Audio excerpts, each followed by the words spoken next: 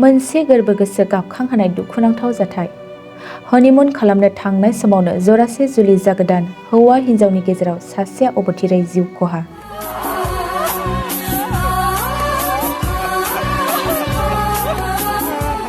मिथिनो मोननाय बादिब्ला रङियानि जुलि जागोदान हौवाया गावनि बिसिखौ हनिमुन खालामनो सिक्किमाव लानानै थांदोंमोन। नाथाय सिक्किमनि उमथां मुंनि जायगायाव बेरायबाय थानाय समावनो हरखाब अक्सिजेननि आंखालाव गोग्लैयो। जाहोनाव फिसाय मनजित दासखौ जुलि जागोदान बिसिया थाबैनो निउ जलफाइगुरिनि फाहामसालियाव थिसनो।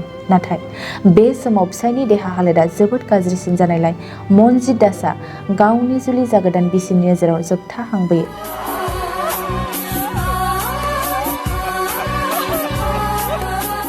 थारैनो हनिमुन खालामनो थांनायाव फिसायनि बेबादि हालोदखौ नुनानै जुलि जागोदान बिसिया सानख'हायै गोसोनि दाहाखौ लानानै रुखु रुखु गाबब्लाबो आगोर मोना जानाङो।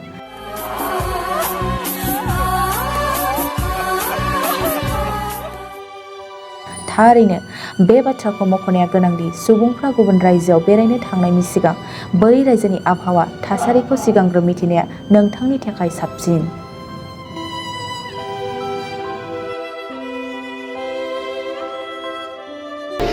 सिक्किम ग'लो, सिक्किम যাই তাতে কাৰ লগত গৈছিল? পৰিবাৰৰ লগত গ'লো হনিমুনৰ কাৰণে। যাই তাতে হেৰি কৰিলে সিকিমৰ কি এখন ওপৰ জেগাত আছে বিৰাট মানে জিৰো মানে হেৰি আৰু ঠাণ্ডাটো একদম জিৰো তাতে গুচি গ'ল। সি নাজানে হেৰি তাতে যাই হেৰি কৰিলে ওপৰত যে ঠাণ্ডা লাগিল গুচি আহি তাৰ আপোনাৰ ছিকিমত হেৰি কৰিলে অলপ মেডিকেল এখন সোমাল। তাৰপিছত চেলাইন তেলাইন দিলে, তাৰপিছত যে ভাল পালে। তাৰপৰা যদি কৈছে আপোনালোকে ইয়াতে নালাগে হেৰি কৰিব ৰাখিব নিউ জলপাইগুৰি। তাৰপিছত নিউ জলপাইগুৰি যে আহি চিভিলত সোমালে। কাৰ লগত আহিল? পৰিবাৰৰ লগতে আহিল গাড়ীখনত, পেকেজৰ গাড়ী আছিল। তাৰপিছত যে হেৰি কৰিলে ই তাই নাৰ্ছিং হোমত লৈ গ'ল। নাৰ্ছিং হোমত লৈ যায়, নাৰ্ছিং হোমত তাতে ডাক্তৰ নাই। ডাক্তৰ নোহোৱাৰ পিছত ড্ৰাইভাৰে লগে লগে চিভিলত লৈ গ'ল। চিভিলত লৈ যায়, চিভিলত হেৰি কৰিলে তাৰ চালে ডাক্তৰে চাই অক্সিজেন দিলে। অক্সিজেন মানে তাৰ চাপৰ্টে পৰা নাই।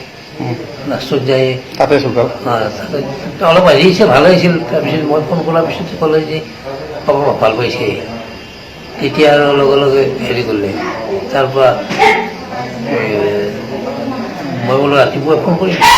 তাৰপৰা ৰাতি কিমান সময়ৰ ভিতৰত মানে মাৰাই গ'ল তাতে মই কথাটো গমেই পোৱা নাছিলোঁ। আপুনি ৰাতিপুৱাই গম পায়? ৰাতিপুৱাই মই গম পালোঁ ইয়াতে। মোকো কথাটো কোৱা নাই। শেষবাৰৰ কাৰণে কিবা আপোনাক কিবা কৈ গৈছিল নেকি? বোৱাৰীক কৈছে আৰু ভালমতে হেৰি কৰিব, ভালমতে থাকিব, ভালমতে হেৰি কৰিব, এইবিলাক কৈ গৈছে আৰু পাইছে আৰু সেইকাৰণে এইটো কিবা দিহা দি গৈছিল আৰু মিলামিচি কৰি চলিব আছে এই কৈছে আৰু।